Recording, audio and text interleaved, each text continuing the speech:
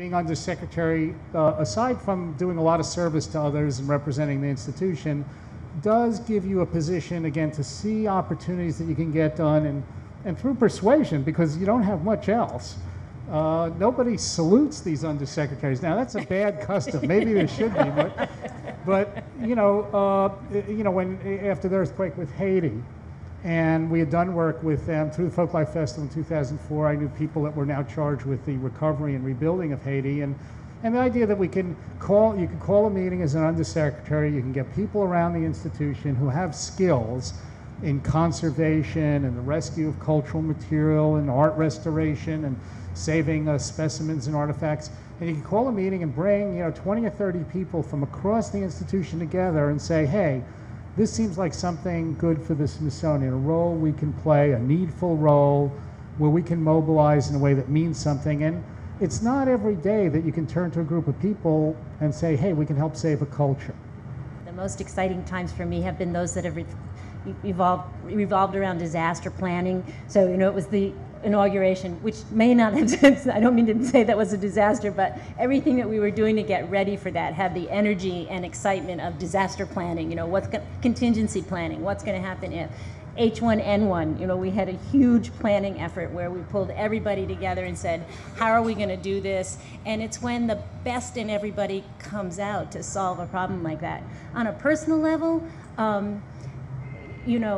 having grown up and loved the Smithsonian for a long time, I'll tell you, there is nothing cooler than being able to go on a behind-the-scene tour. I mean, I could do that forever, and I will never tire of it. I'll never see one I don't like, and I think it's really special, and I feel really privileged to have the opportunity to do that. I went to Stride, to Tropical Research Institute, for a week, and they have a crane, excuse me, a crane in the middle of the forest. Only it's not like a crane for construction, it's a crane for scientists.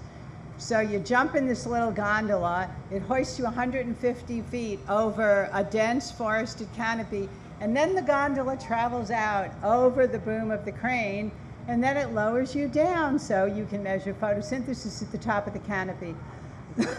Well, it was very exciting because I'm afraid of heights. And but I knew that I didn't have an option. I had to do this. And the only thing that made me feel better was the person in charge of that whole side, Geo, was in there with me, muttering under his breath, I don't like to do this.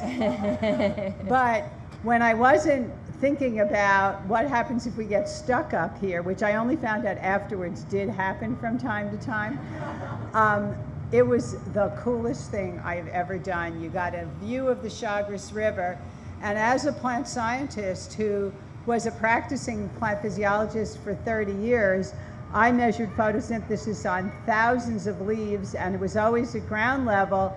And when you were working with trees, you always thought, I know there's a whole lot more sun up there, but I can't get there.